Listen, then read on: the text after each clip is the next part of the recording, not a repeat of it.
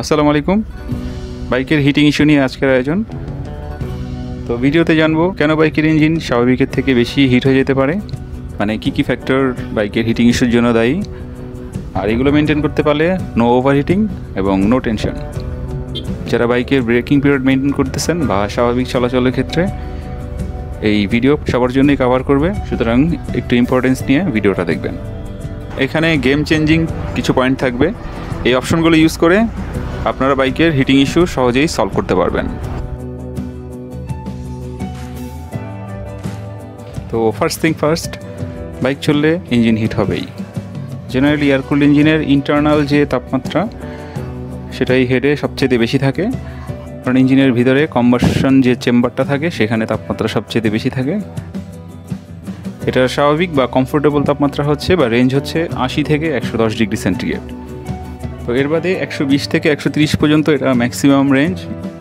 তো এই ম্যাক্সিমাম রেঞ্জেই চলার কারণে বাইকে ওভারহিটিংটা ফিল করা যায়, আর এর বেশি হিট যদি কোনো কারণে উৎপন্ন হয়, এই অবস্থায় কন্টিনিউ করতে থাকলে বাইকারের জন্য যেমন ডিসকমফোর্ট ফিল হয়, পাশাপাশি ইঞ্জিনের জন্য এটা একটা ড্যামেজের কারণ হতে পারে।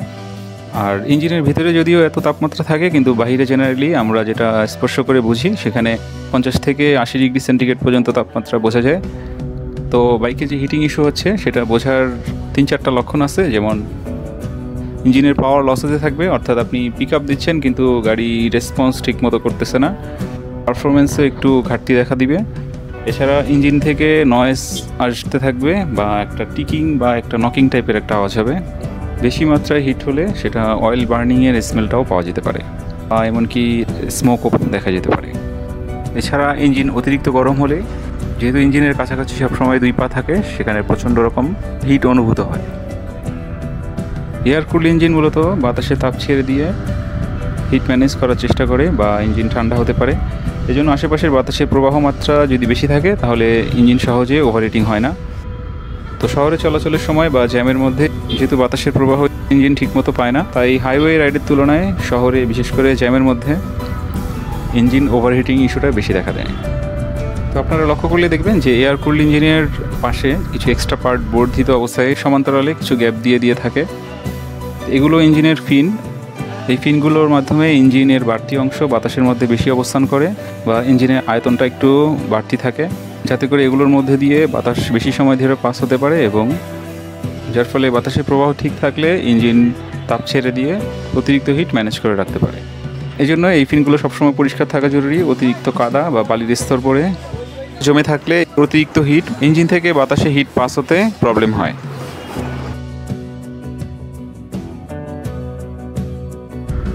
এয়ারকুল ইঞ্জিনের সেকেন্ড আরেকটা বিষয় যেটা হিট ম্যানেজমেন্ট করতে হেল্প করে, সেটা হচ্ছে ইঞ্জিনের লুব্রিক্যান্ট। হাই কোয়ালিটির সিনথেটিক অয়েল বা ফুল সিনথেটিক অয়েল মিনারেল অয়েল থেকে টেম্পারেচার বেশি হ্যান্ডেল করতে পারে। এজন্য মিনারেল অয়েল প্রথম 300 থেকে 350 কিলোমিটারের পর প্রথমবার, এবং 700 বা 800 কিলোমিটার পর থেকেই ফুল সিনথেটিক অয়েল ব্যবহার শুরু করতে পারেন। তবে এক্ষেত্রে অবশ্যই ইঞ্জিনের যে রেকমেন্ডেড গ্রেড সেটা অবশ্যই মেনটেন করতে হবে, গ্রেড চেঞ্জ করা যাবে না।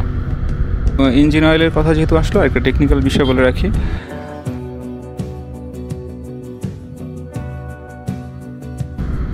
ইঞ্জিনের লুব্রিক্যান্ট যেহেতু হিট ম্যানেজ করতে সক্ষম, আর ইঞ্জিনের মেইন যে অংশে বেশি সর্বোচ্চ হিট উৎপন্ন হয় তা হচ্ছে পিস্টন চেম্বার বা কম্বাসন চেম্বার, যেখানে ফুয়েল এবং বাতাসের সংমিশ্রণে কম্বাস্ট হয় এবং এখানে পিস্টন ক্রমাগত ওঠানামা করতে থাকে।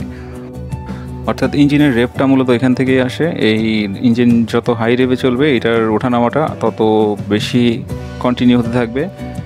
কিন্তু এখানে লুব্রিকেটিং সিস্টেমটা গিয়ার অংশের মতো না বা নিচের চেম্বারের মতো না, যে কারণে এখানে ইঞ্জিন চলা শুরু করলেই সামান্য পরিমাণে লুব্রিকেটিং এখানে আসতে থাকে। এখন গ্যারেজ থেকে বাইক বের করার পরেই যদি আপনি কোল্ড স্টার্ট করেই বাইকটা টান দিতে থাকেন, তখন এই লুব্রিকেটিং এই অংশে পৌঁছানোর আগেই আপনি পিস্টন থেকে পারফরমেন্স চাচ্ছেন, অর্থাৎ হিটিং ইস্যুটা এখান থেকেই শুরু হবে।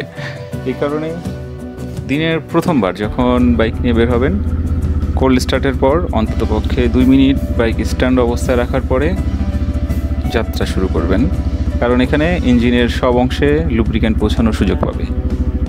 আর লুব্রিক্যান্ট যেহেতু হিট ম্যানেজমেন্ট করতে পারে, সুতরাং এই পদ্ধতিটা অবশ্যই ফলো করবেন। আর দ্বিতীয়ত বাইকের ব্যাটারি এই পদ্ধতির মাধ্যমে ভালো থাকবে। সুতরাং এটা প্রতিদিনের অভ্যাস করে ফেলতে হবে। অন্তত 2 মিনিট বাইক স্টার্ট অবস্থায় রাখার পরে বাইকটি নিয়ে যাত্রা শুরু করবেন।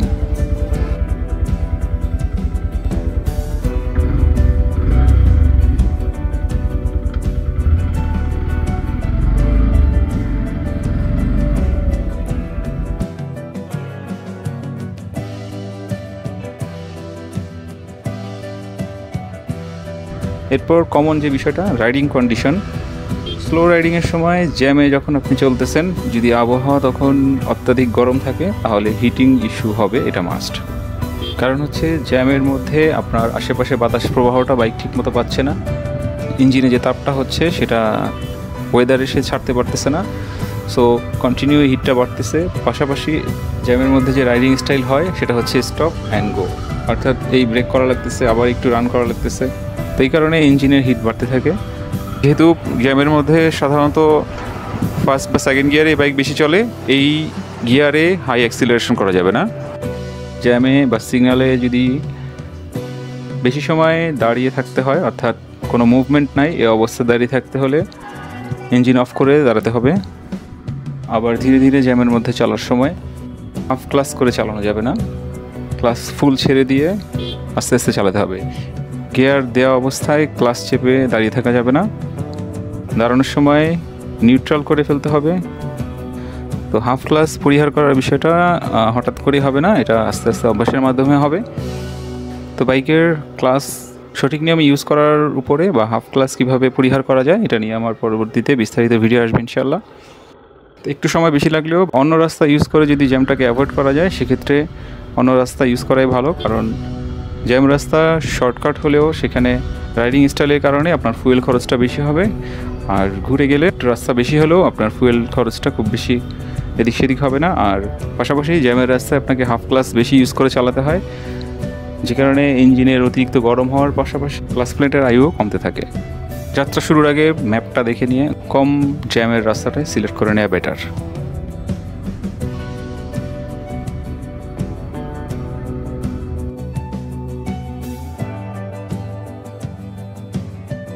আর ব্রেকিং পিরিয়ডে অবশ্যই লোয়ার গিয়ারগুলোতে হাই স্পিডিং বা হাই অ্যাক্সিলারেশন করা যাবে না।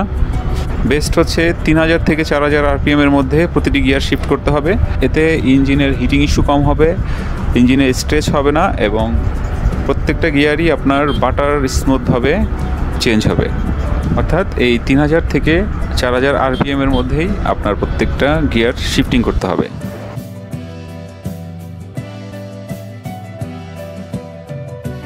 বাইকের ওভারলোড, পিলিয়ন নিয়ে জ্যাম রাস্তায় যদি চলতে থাকেন এবং দুজনের ওজন যদি বেশি হয় তাহলে স্বাভাবিকের তুলনায় ইঞ্জিন বেশি হিট হবে, কারণ এক্সট্রা লোড টানার জন্য ইঞ্জিনে এক্সট্রা প্রেশার পড়ে। আর এই জন্যই ব্রেকিং পিরিয়ডে পিলিয়ন নিয়ে বাইক রাইড করাকে নিরুৎসাহিত করা হয়, কারণ ব্রেকিং পিরিয়ডে স্বাভাবিকভাবেই ইঞ্জিনে কিছু হিটিং ইস্যু থাকবে। ইঞ্জিনের ইনার যে পার্টসগুলো সেটার মধ্যে ট্রাকশনটা বেশি হয়, যেহেতু পার্টসগুলো মসৃণ থাকে না, এজন্য হিট রাইজ করতে থাকে। 1000 বা 1500 কিলো চলার পর মোটামুটি মসৃণ হতে থাকে বা স্মুথ হতে থাকে, তখন এই হিটিং ইস্যুগুলো আস্তে আস্তে কমতে থাকে। এই কারণে ব্রেকিং পিরিয়ডে পিলিয়ন নিয়ে রাইড না করাই বেটার। তো ঈদের সময় বেশিরভাগ বাইকার যারা ফ্যামিলি নিয়ে বাড়িতে যাতায়াত করেন, তো তখন পিলিয়ন প্লাস বিভিন্ন ধরনের লাগেজ থাকে, মানে বাইকে একটা এক্সট্রা লোড পড়ে। তো সেই অবস্থায় ওভারহিটিং ইস্যুটা আসতে পারে ওভারলোডের কারণে। তো এই কারণে ওভারলোড থাকা অবস্থায় বাইক যখন স্পিডিং করবেন অবশ্যই গিয়ার টু গিয়ার মেনটেন করে বাইকের গতি ধীরে ধীরে বাড়াতে হবে। হঠাৎ করে অ্যাক্সিলারেশন করা যাবে না এবং হাই স্পিডেও বাইক রান করা যাবে না। সাধারণত এয়ারকুল্ড ইঞ্জিনে 50 বা 55 কিলোর পরেই একটা রেস্ট দিতে হয়, আর ওভারলোড থাকলে অবশ্যই সেটা 40-45-এর পরেই বাইকে রেস্ট দিয়ে দিয়ে এভাবে টোটাল জার্নিটা কমপ্লিট করতে হবে। এভাবে মেনটেন করতে পারলে হাইওয়েতে ওভারলোড নিয়ে চলার সময়ও হিটিং ইস্যুটা মেনটেন করা যায়।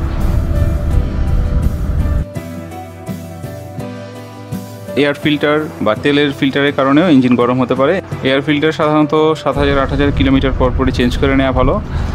তো ফুল সিনথেটিক ইঞ্জিন অয়েল সাধারণত 2500 থেকে 2600 কিলোমিটার চালিয়ে প্রতিবার ইঞ্জিন অয়েলের পাশাপাশি ইঞ্জিনের অয়েল ফিল্টারটাও চেঞ্জ করে নিতে হবে।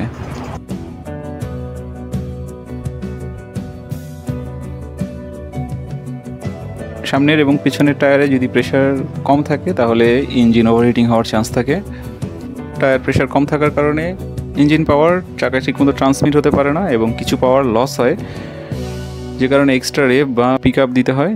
তো যখন কন্টিনিউ ঘটনাটা ঘটতে থাকে তখন ইঞ্জিনের উপর লোড পড়ে এবং এই কারণে ইঞ্জিনে ওভারহিট হতে পারে। সুতরাং টায়ার প্রেশারটা রেকমেন্ডেড লেভেলে সবসময় থাকা উচিত। উচ্চতা বা লম্বা পাহাড়ি রাস্তায় ওঠার সময় বাইকের হিটিং ইস্যু হয়ে থাকে। এজন্য পাহাড়ি রাস্তায় ওঠার সময় লম্বা সময় না চালিয়ে বাইককে বিশ্রাম দিতে হবে এবং কিছুটা ঠান্ডা করার পরে আবার রাইড শুরু করতে হবে। ইঞ্জিন টিউনিং করানো মানে হচ্ছে ফুয়েল মিশ্রণটা এবং টাইমিংটা ঠিক রাখতে হবে। অর্থাৎ ফুয়েল মিশ্রণে যদি অতিরিক্ত বাতাস থাকে, ফুয়েল কম থাকে বা ইগনিশন টাইমিংটা যদি ভুল থাকে তাহলে হিটিং ইস্যুটা আসতেই পারে। অনেকেই সার্ভিসিংটাকে এড়িয়ে চলেন, যেহেতু এটা টেকনিক্যাল ইস্যু। ইঞ্জিন টিউনিং করা এবং ফুয়েল মিক্সিংটা ঠিক আছে কিনা, ইগনিশন টাইমিং ঠিক আছে কিনা, এগুলো সার্ভিসিংয়ের মাধ্যমে আপনারা ঠিক করে নিতে পারবেন। কেনার পর থেকে বাইকের প্রতিটা সার্ভিস করানো এবং ফ্রি সার্ভিসের পরে অন্ততপক্ষে 4000 বা 5000 কিলো পর পর সার্ভিস করা জরুরি। এছাড়াও লং ট্যুরের পরেও বাইক সার্ভিস করে নেওয়া উচিত। এতে করে আপনার ইঞ্জিন টিউনিংটা ঠিক থাকবে।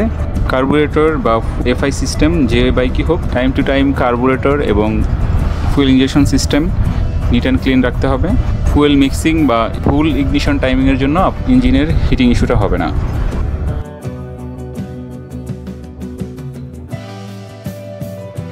আর এয়ার কুলড ইঞ্জিনের সামনে কোনো রকমের মডিফাই করা যাবে না বা বডি কিট ইনস্টল করলে তা বাতাসের প্রবাহ বাধা সৃষ্টি করবে এবং ইঞ্জিন অতিরিক্ত গরম হবে। অকটেন বা পেট্রোল যেটাই হোক, এটা মানসম্মত না হলেও আপনার বাইকের ইঞ্জিন গরম হতে পারে এবং ওভারঅল আপনার বাইকের পারফরমেন্স প্লাস ইঞ্জিনের উপর ব্যাড ইফেক্ট ফেলতে পারে। সুতরাং ফুয়েল নেওয়ার সময় একটু জাস্টিফাই করে ভালো পাম্প থেকে ফুয়েলগুলো নেওয়ার চেষ্টা করবেন। বাইকের ব্রেকিং সিস্টেমেও যদি কোনো প্রবলেম থাকে তাহলেও বাইকের ইঞ্জিন গরম হতে পারে। অ্যাক্সিডেন্টালি ফ্রন্ট ডিস্ক বা ড্রাম ব্রেক, এগুলো যদি এই ব্রেকের কোনো অংশ যদি অ্যাক্টিভ থাকে তাহলে আপনার বাইকের ইঞ্জিন গরম হতে পারে, কারণ বাইকটাকে টানতে ইঞ্জিনের অতিরিক্ত একটা প্রেশার বা লোড পড়ে। আবার অভ্যাসগত কারণে বাইক রানিং অবস্থায় অনেকের পায়ের ব্রেকে হালকা চাপ পড়ে থাকে।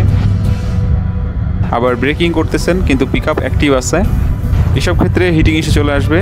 এজন্য যারা হিটিং ইস্যু ফেস করতেছেন এই খুঁটিনাটি বিষয়গুলো অবশ্যই আপনারা খেয়াল করবেন।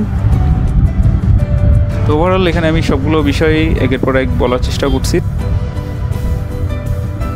ব্রেকিং পিরিয়ডে বাইকের হিটিং ইস্যু হওয়াটা একটা স্বাভাবিক ব্যাপার, তবে 1500 বা 2000 কিলোর পরে এই হিটিং ইস্যুটা আস্তে আস্তে কমতে থাকে। আর এই সময়ে পিলিয়ন নিয়ে রাইড করা ঠিক না। পাশাপাশি জ্যামের মধ্যে হাফ ক্লাচে, জ্যামের মধ্যে স্টপ অ্যান্ড গো এই স্টাইলেও রাইড করাটা বাইকের ইঞ্জিনের হিটিং ইস্যু নিয়ে আসতে পারে। আর হিটিং ইস্যু কমাতে মিনারেল অয়েল চেঞ্জ করে গ্রেড ঠিক রেখে ফুল সিনথেটিক ইঞ্জিন অয়েল ইউজ করতে পারেন। কম গিয়ারে হাই অ্যাক্সিলারেশন হিটিং ইস্যুর একটা অন্যতম কারণ। এজন্য স্পিডিং যখন করবেন গিয়ার সময় মতো চেঞ্জ করে পরবর্তী গিয়ারে শিফট হতে হবে এবং তারপর স্পিড বাড়াতে হবে। এছাড়াও নিয়মিত air filter, oil filter change করতে হবে। নিয়মিত সার্ভিসিংটাও জরুরি। ওভারঅল আপনার রাইডিং স্টাইলটা কিছু পরিবর্তন করতে হবে, কারণ হাফ ক্লাস আপনার বাইকের ক্লাসের জন্য ভালো না, পাশাপাশি ইঞ্জিনের হিটিং ইস্যু এবং আপনার ফুয়েলের কনজাম্পশনও বাড়িয়ে দিবে। ক্লাস লিভার ইউজ করার সঠিক পদ্ধতি নিয়ে আমার পরবর্তী ভিডিও আসবে, যেখানে আমরা হাফ ক্লাস কীভাবে অ্যাভয়েড করা যায় সেই বিষয়টা তুলে ধরবো ইনশাআল্লাহ। তো সাপোর্ট দিয়ে পাশে থাকবেন। আসসালামু আলাইকুম।